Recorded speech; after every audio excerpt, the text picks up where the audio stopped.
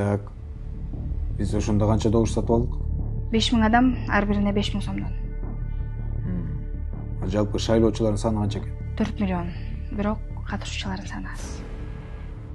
Эгерде көбөйүп кетсе утулуп калышыбыз мүмкүн. Көбөйсө эмне экен? Демек, аларды сатып алабыз.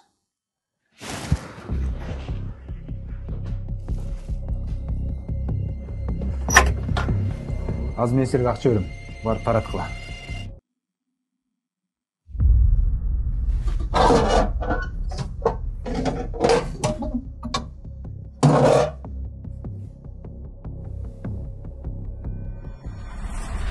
Эгер биз баарыбыз шайлоого катышсак, биздин келечегибизди эч ким, эч бир акча менен сатып ала албайт. Ар бир добуш маанилүү. Андыктан биргеликте тандоо жасайлы. Жаркын келечек сенин колуңда. Шайлоого катышып, коррупцияга каршы тур. 2024-жылдын 17 ноябры Кыргыз Республикасынын жергиликтүү кеңештеринин депутаттарын шайлоо күнү.